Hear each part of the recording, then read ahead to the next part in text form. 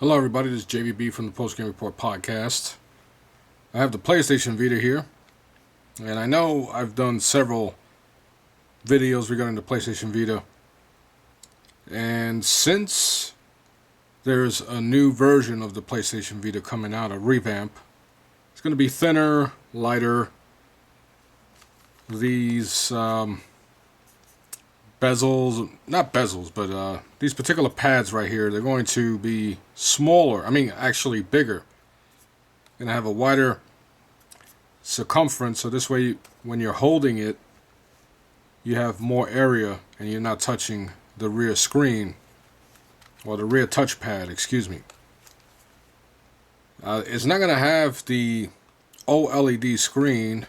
It's going to have an LCD screen, which also provides better battery life, and internally is going to have a gigabyte, I believe, of storage. Now, I'm only saying this because there might be people interested in picking up a PlayStation Vita, and they're not 100% sure if they should get the original one, which is this one, or the new one that is coming out in May. Me personally, I might pick up an additional one for my son, get him the lighter one, and this way we have them both. It's not going to, besides the screen, there is no performance difference, and the battery, of course. But anyway, the other reason why I wanted to bring up the PlayStation Vita is that in Japan, for 1 week anyway, I believe from April 7th to the 13th of April, which was 3 days ago, when it came to hardware sales, the PlayStation Vita came in first in Japan. Now, I know there are some ignorant fools out there who claim that the Japanese market means nothing.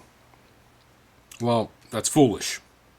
Completely foolish. But anyway, considering that the PlayStation Vita was considered an instant flop when it was announced and launched, I am very happy to see that the PlayStation Vita, after I think about 2 years or so, is doing really well. It's still picking up, and at times it does extremely well. Of course, it's a handheld device, so it has to compete against mobile. It has to compete against phones, mobile phones, and everything like that. So, market, and of course, 3DS. As we all know, the DS platform is dominant, and nothing's going to unseat that. But anyway, it is good to see that the PlayStation Vita is doing well, and I just want to show some of the more recent games I have on my PlayStation Vita, which is a lot. So much so that I'm not finishing games that I really want to finish, and that's not a bad problem to have, quite frankly. So anyway, as you can see in my start screen, I have things organized so I can find them pretty quick with the recent update. Not really recent, but the newest big update. They were allowing you to have folders. So you can create folders for whatever reason. Me, I separated my games in categories. Over here I have digital, which it only gives you 10, the capability of the ability of just putting 10 icons in each folder. So here are most of my digital games. Of course, I have maybe a quarter of those are PlayStation Plus games that I got for free. Of course, Killzone Mercenary, which came out with a big update. Let's press that. And it tells you that there is an update. Tap right there, and it tells you the update. I'm not going to do that now because then I won't be able to do my video. Here are my physical games. I bought the 32 gigabyte not hard drive, but memory card, so that I can try to maintain all my games in digital form.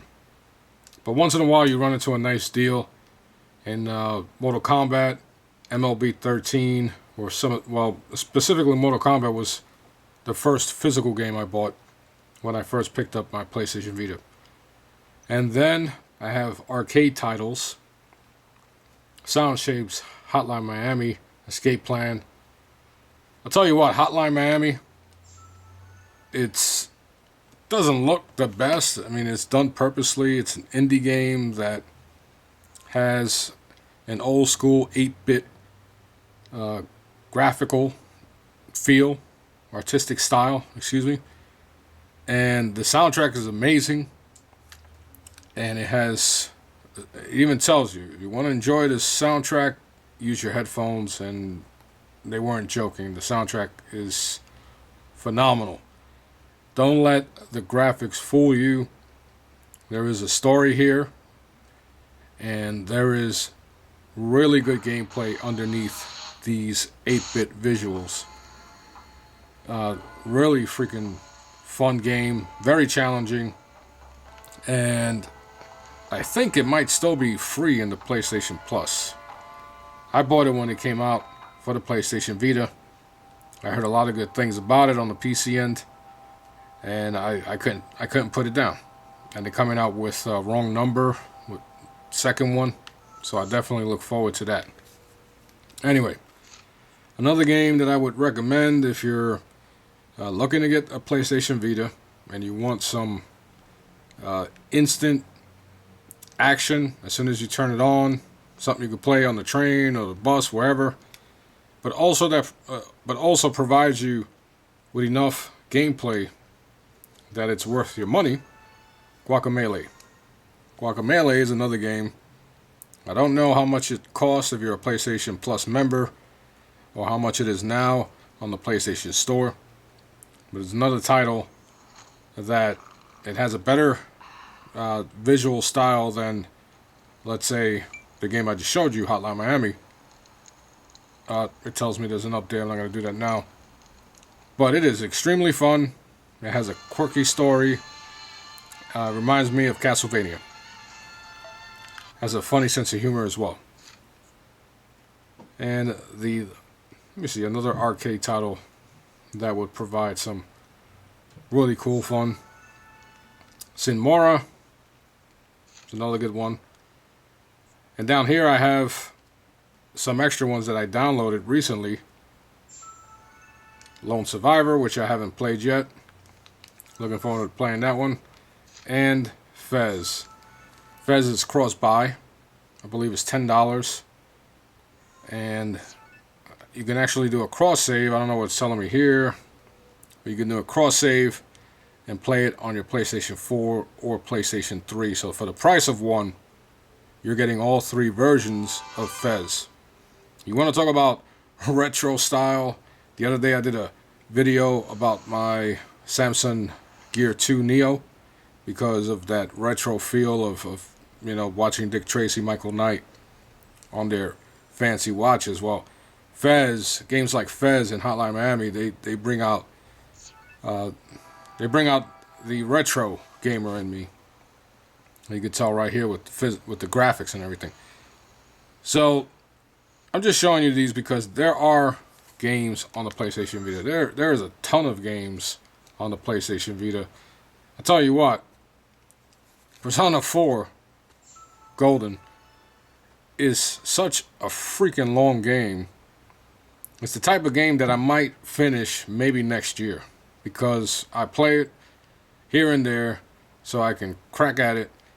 But there is so much depth to this game. It is one of the best games on the PlayStation 2 and maybe, just maybe, might be the best game on the PlayStation Vita. Now, another game that, besides Killzone, because I'm a big Killzone fan, but another game that really, that I'm also trying to finish, and I'm pretty close, but that is really charming, unique, and a contender for my game of my top game of the PlayStation Vita, at least for me, is Tearaway. It has where Persona 4 was a PlayStation 2 port. Tearaway was made specifically for the PlayStation Vita, but the production value is high. As you can see, only 29%. But there's lots to do on Tearaway. It utilizes the rear touchpad the touch screen, the camera. They did a great job of not making it feel not making it feel like too gadgety and too troublesome when having to do it. And quickly, let me show you Killzone. Almost at Shadowfall. That's for the PlayStation 4. But Mercenary, they just came out with an update as well. Something to... and it's a Killzone game, and it has a lot of replayability because you can do these contracts. And they just added a bot zone, which I have to download as well. And it's online multiplayer. And the online multiplayer actually functions really well. Of course, it all depends on your internet connection. But considering that it's on a handheld, it plays really well. I have big hands, as you can see. So playing for an extended period of time will cramp up my hands. So, of course, I got the extension handles that you could snap on. And just want to show really quickly the visuals on Killzone Mercenary. They're really impressive. Let me lower this a little bit. And if in case you're, if you're a PlayStation Vita owner and you didn't know this, if you double tap the home screen right here, well, you know what? I'm doing it wrong. Let me go back to that. If you hold down the home screen, you get a menu that allows you to change the volume really quickly, the brightness, connect, disconnect, your Wi-Fi, Bluetooth, go to airplane mode and stuff like that. Just in case you didn't know, as you can see, I kind of forgot. I'm here hitting, I'm double tapping. And also, if you hold down the volume button, it's supposed to do something. Maybe they took that out. There was another thing where you can hold down the volume button, I believe, and it'll put it on mute, like really quickly. So let me see. Let me do continue campaign. I just want to show a brief run through. Maybe I might not, but anyway. I really believe in the PlayStation Vita. I've always said it. I've said it on quite a few videos. There's a new one, the PlayStation Vita 2.0, or Slim, some people call it. It might be $199, I'm not sure. But I tell you what, considering that you can do, let me show this. Considering that you can do remote play with your PlayStation 4. Now I have my PlayStation 4, I'm watching the WWE app right now. So let's see if it connects. And mind you, if you have a strong connection and you're, let's say, visiting family in Boston or something, you can actually connect to your PlayStation 4. Okay, let's see what's going on here. So there you have it. I am connected to my PlayStation 4. The only thing you cannot do is stream Netflix or WWE, things like that. But you can watch live streams and you can play the games, which is the most important part. Now, not all games are going to play comfortably. Like Killzone, there is a challenge, but you know what? If my wife is watching TV or my son wants to play on the PlayStation 3 or something, and I want to finish playing Trials, I can easily play it right here on my PlayStation Vita. And you can program the buttons. You can see that every time I touch the rear screen, you get a notification letting me know where I'm touching. So that's where, with the Vita 2.0 or the Vita Slim, they're going to widen these pads right here so they can rest your fingers and not touch the rear screen accidentally. Borderlands 2 is coming out at the same time. So there's extreme value, especially when you combine it with the fact that you can connect to your PlayStation Vita via Wi-Fi, whether you're home or away. And if you have PlayStation Plus, you're going to get a crap load of deals, a crap load of free games. And then you throw in the games that are made for the PlayStation Vita. There are a lot of freaking good games on the PlayStation Vita coming out. Now, let me go to the store real quick. Let me go back to the live screen, just so you can see how busy the store is. And as you can tell by while I'm operating this system, it's real fluid. They did a great job with all the updates. Another cool thing, now you can actually send voice messages to people on a PlayStation 4. Oh my god, I can't believe I actually forgot to let you guys know that Dead Nation came out yesterday on the PlayStation Vita.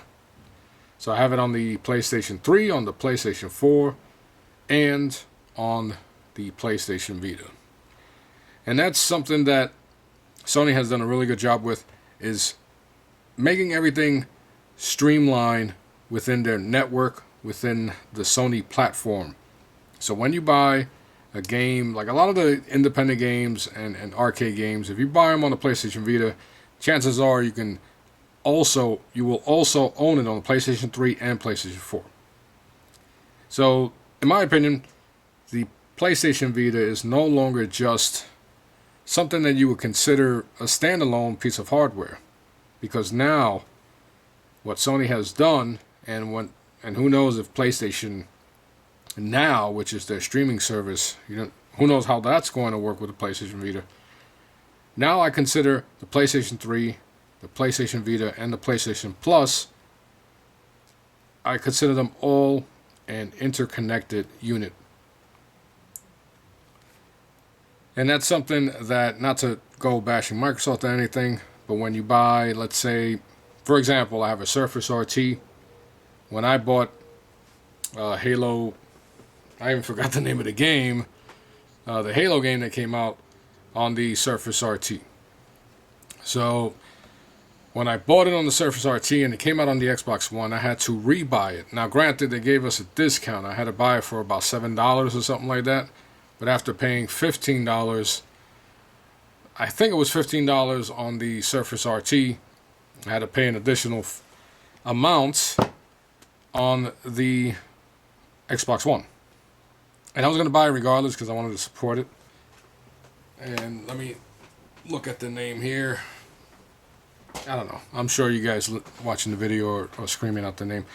But that just goes to show you that not everything with the Microsoft platform, with the Xbox Live platform, is interconnected, because you have to purchase certain items. Now, I'm sure they're going to change that. But Sony has already established that type of system, and it works. It keeps the consumer happy. But anyway, enough of me yapping about the PlayStation Vita.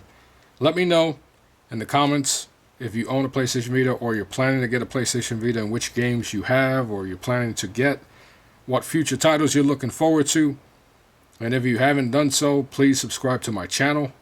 Check out my website, talkingaboutgames.com, and my podcast, The Post Game Report, where I do more video game, we talk more video games and video game culture than I do on my YouTube channel. I try to maintain some type of variety on the YouTube channel. So there you have it. PlayStation Vita, still worth it. Still an extreme value. I strongly believe that, and I'm sure that every PlayStation Vita owner believes that as well. So until next time, I am JVB. Talk to you soon.